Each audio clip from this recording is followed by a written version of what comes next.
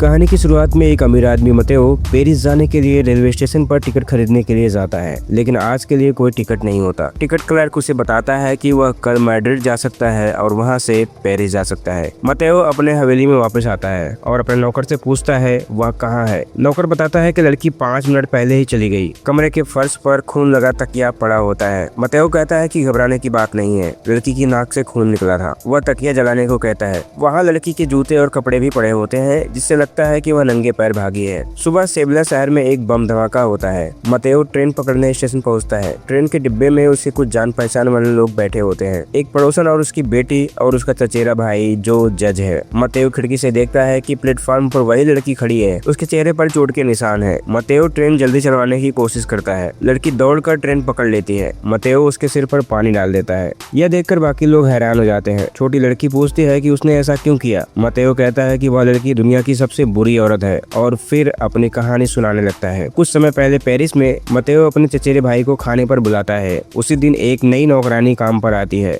उसका नाम कुंचिता है। वह स्पेन की है, लेकिन कई सालों से पेरिस में रह रही है, इसलिए फ्रेंच भी बोल लेती है। मतेओ पहली बार उसे देखता है। शाम को मतेओ उसे अपने कमरे में वाइन लाने के लिए बुलाता है। बातचीत से उसे पता चलता है कि कुंचिता 18 साल की है, उसके पिता नहीं है और उसकी माँ पेरिस के बाहर रहती है। वह काम करना पसंद नहीं करती, लेकिन अपनी माँ की मदद के लिए काम करती है। मतेओ उसे किस करने की कोशिश करता है, लेकिन कुंचिता वहाँ से तुरंत चली जाती है। अगली सुबह पता चलता है कि कुंचिता बिना बताए काम छोड़कर चली गई है। उसका पता भी किसी को नहीं पता। कुछ महीनों बाद मतेओ स्विट्जरलैंड में होता है। वहाँ कुछ लड़के उसे घेर लेते हैं और 800 फ्रैंक मांगते हैं। वह उन्हें पैसे दे देता है। बाद में एक रेस्टोरेंट में कुंचिता उससे मिलती है और उसे वही 800 फ्रैंक वापस देती है। वह बताती है कि वे लड़के उसके दोस्त थे, उन्हें पैसों की जरूरत थी, इसलिए उन्होंने ऐसा किया। मतेओ को खुशी होती है कि वह फिर से कुंचिता से मिला। कुंचिता उसे अपने पेरिस का पता देती है। फ्रांस लौटकर मतेओ कुंचिता के घर जाता है। वहाँ वह उसकी माँ से मिलता है। उसकी माँ कहती है कि उसके पास अभी पैसे नहीं हैं, लेकिन वे पैसे लौटा देंगे। मतेओ कहता है कि उसे पैसों की कोई जल्दी नहीं है। वह कुंचिता और उसकी माँ की मदद करना चाहता है। कुंचिता की माँ उसे कॉफी पीने के लिए बैठाती है। बातचीत में वह बताती है कि वह काम नहीं कर सकती क्योंकि उसे काम करने की आदत नहीं है। वह बहुत घमंडी है और कहती है कि वह चर्च में जाकर समय बिता लेगी, लेकिन चौकीदार या दरबान का काम नहीं करेगी। मतेओ अपना बटुआ निकालता है और मेज पर पैसों की गड्डी रख देता है। वह कहता है कि अगर उन्हें पैसों की जरूरत है तो वह मदद करने के लिए तैयार है। कुंचिता की माँ पैसे लेकर धन्यवाद कहती है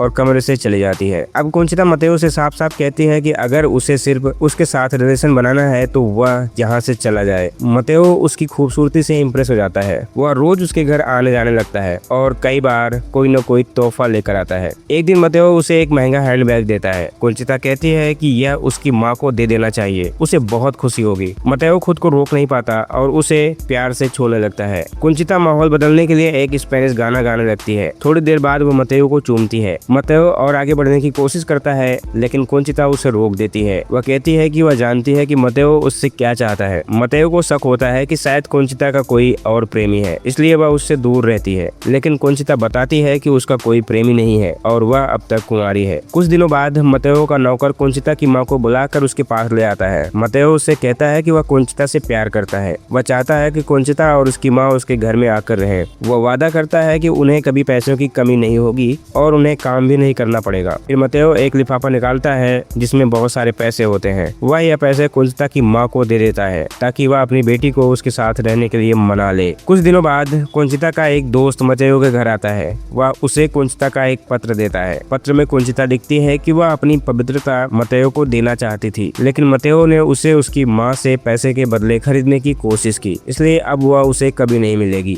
यह पढ़कर मतेओ तुरंत कुंचिता के घर जाता है। वहाँ की दरबान बताती है कि कुंचिता और उसकी माँ आज सुबह ही कहीं चली गई हैं। 2 महीने तक मतेओ उन्हें ढूंढता रहता है, लेकिन उनका कोई पता नहीं चलता। एक दिन मतेओ अपने चचेरे भाई जो कि एक जज है के साथ एक रेस्टोरेंट में बैठा होता है। वहाँ अचानक उसे कुंचिता दिखाई देती है। वह वहाँ कोर्ट संभालने का काम कर रही होती है। मैनेजर उसे डांटता है कि वह ग्राहकों से बात क्यों कर रही है। कुंचिता गुस्से में अपनी यूनिफॉर्म उतार देती है और कहती है कि अब वह आजाद है, मतलब उसने नौकरी छोड़ दी। मतेओ और कुंचिता शहर में घूमने लगते हैं। मतेओ कहता है कि उसके पास शहर से बाहर एक छोटा सा घर है और वह चाहता है कि कभी कुंचिता वहाँ आए। कुंचिता कहती है कि वह वहीं खुद को उसके हवाले करेगी। 2 दिन बाद मतेओ उसे उस घर में ले जाता है। कुंचिता अपनी नाइट ड्रेस खोलकर उससे पूछती है कि क्या वह उसे पसंद है। मतेओ बहुत खुश हो जाता है, लेकिन तभी कुंचिता कहती है कि उसने कुछ वादा नहीं किया था और आज उनके बीच कुछ नहीं होगा। मतेओ गुस्से में उसे जबरदस्ती पकड़ने की कोशिश करता है। तभी कुंचिता कहती है कि पहले मोमबत्तियां बुझा दो। जब मतेओ उसके पास जाता है तो उसे पता चलता है कि कुंचिता ने एक तरह की सेफ्टी बेल्ट पहन रखी है। वह बताती है कि उसने शादी तक कुंवारी रहने की कसम खाई है, लेकिन मतेओ उससे शादी करने को तैयार नहीं है। फिर भी मतेओ उससे मिलता रहता है और उसे तोहफे देता रहता है। उसे लगता है कि कुंचिता सिर्फ पैसों के लिए उसके साथ है और जानबूझकर उसे तड़पा रही है। एक रात मतेओ को अपने घर में आवाज सुनाई देती है। वह देखता है कि एक फूलदान टूटा हुआ है। वह कुंचिता के कमरे का दरवाजा खुलवाता है। अंदर उसे कुंचिता का वही दोस्त मिलता है। कुंचिता कहती है कि वह लड़का होटल से निकाल दिया गया था, इसलिए वह कुछ दिनों से यहाँ रह रहा है। मतेओ दोनों को गुस्से में घर से निकाल देता है। कुछ समय बाद मतेओ अपने जज चचेरे भाई से कहता है कि वह खुद को रोक नहीं पा रहा। वह फिर से कुंचिता से मिलना चाहता है, लेकिन वह चाहता है कि कोई उसे रोके।